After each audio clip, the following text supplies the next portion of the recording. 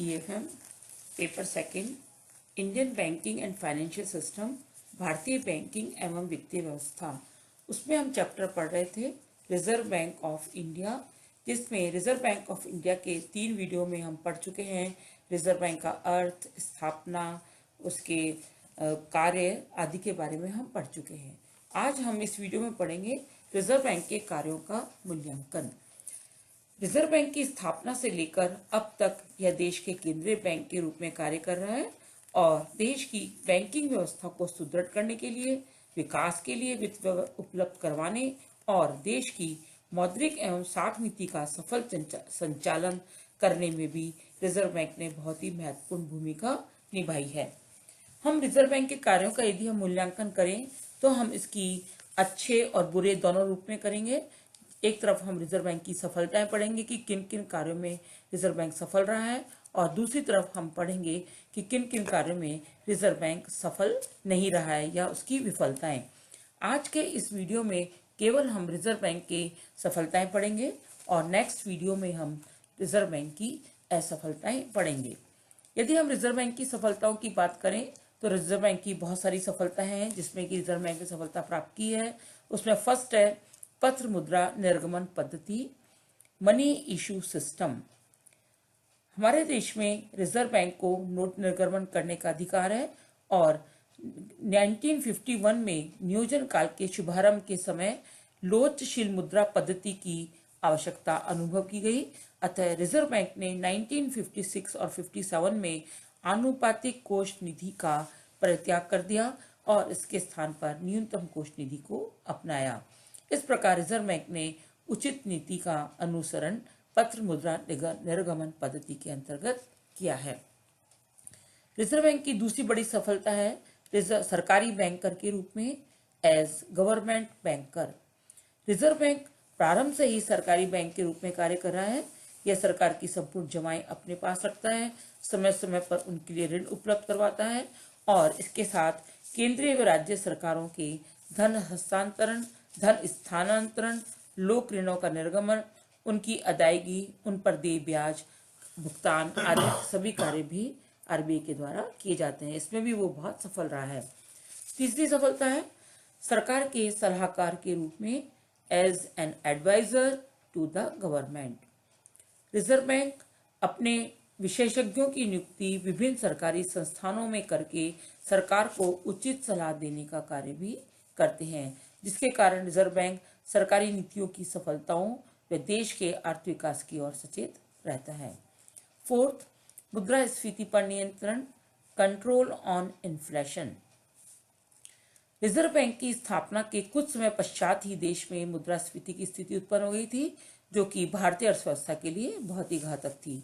किंतु reserve bank ने इस स्थिति का सामना करने के लिए विनिमय नियंत्रण, आयातों को हतोत्साहन तथा निर्यातों को प्रोत्साहन, व्ययों में कमी आदि नीतियों का सहारा लिया और जिससे कुछ ही समय में स्फीतिजनक परिस्थितियों पर काबू पा जाना संभव हुआ। पांचवा, फिफ्थ इसमें कृषि वित्त व्यवस्था, एग्रीकल्चर फाइनेंसिंग। यदि हम एग्रीकल्चर फाइनेंसिंग की बात करें तो इसके अंतर्गत रिजर्व बैंक ने 1982 में कृषि वित्त व्यवस्था के लिए एक पृथक बैंक की स्थापना की है, जिसे हम नाबार्ड कहते हैं। यह बैंक कृषि एवं ग्रामीण विकास के लिए वित्त प्रदान करता है। नेक्स्ट है औद्योगिक वित्त एवं reserve bank, industrial financing and RBI. Reserve bank ने कृषि साख के साथ साथ देश के औद्योगिक विकास में भी महत्वपूर्ण योगदान दिया है और 1946 में रिजर्व बैंक अधिनियम में संशोधन किया गया तथा औद्योगिक सहायता के लिए राष्ट्रीय औद्योगिक साख दीर्घकालीन कोष की स्थापना की गई।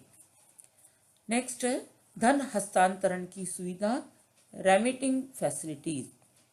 रिजर्व बैंक केंद्र सरकार, राज्य सरकार तथा अर्ध सरकारी संस्थाओं के धन का निःशुल्क हस्तांतरण भी करता रहता है और रिजर्व बैंक सहकारी बैंकों को भी यह सुविधा प्रदान करता है, जिसके बदले में वो कोई शुल्क वसूल नहीं करता है। नेक्स्ट है समाशोधन गृहों की व्यवस्था, क्लियरिंग हाउसेज। रिजर्व बैंक की जब स्थापना हुई उस समय देश में केवल 4 ही क्लियरिंग हाउसेज थे, लेकिन वर्तमान समय में इनकी संख्या बढ़कर लगभग 1000 क्लियरिंग हाउसेस के पास हो गई है, जो कि एक बहुत बड़ी सफलता का सूचक है। नेक्स्ट, बैंक कर्मचारियों के प्रशिक्षण की सुविधाएं प्रदान करना, ट्रेनिंग फैसिलिटीज। रिजर्व बैंक के प्रयत्नों से ही आज देश में व्यापारिक बैंकों, सहकारी बैंकों, भूमि विकास बैंकों तथा अन्य वित्तीय संस्थाओं में कार्य करने वाले जितने भी कर्मचारी हैं, उनके लिए शिक्षण और प्रशिक्षण की सुविधाएं भी उपलब्ध हो सकी हैं। नेक्स्ट है आंकड़ों का प्रकाशन या पब्लिकेशन ऑफ डाटा।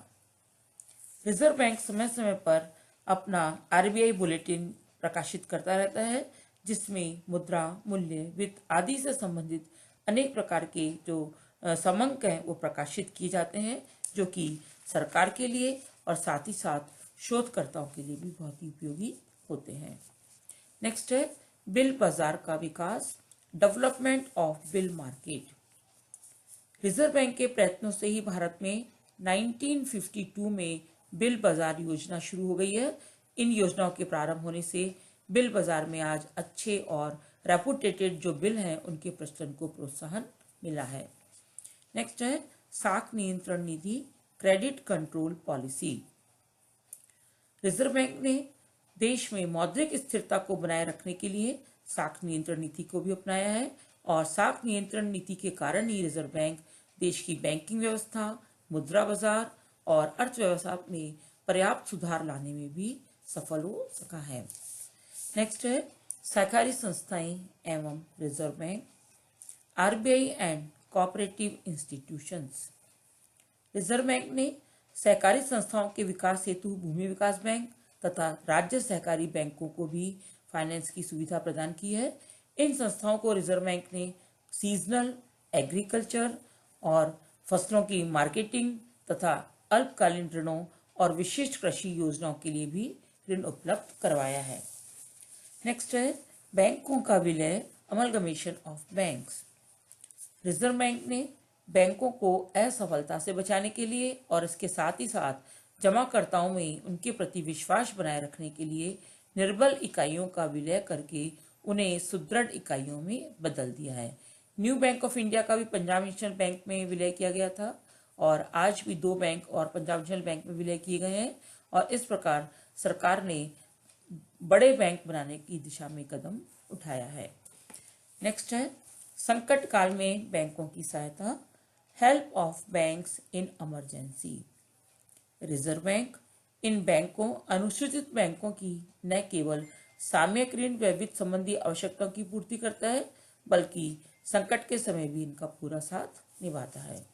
और जो लास्ट है वो है विदेशी विनिमय संरक्षण, प्रोटेक्शन ऑफ फॉरेन एक्सचेंज।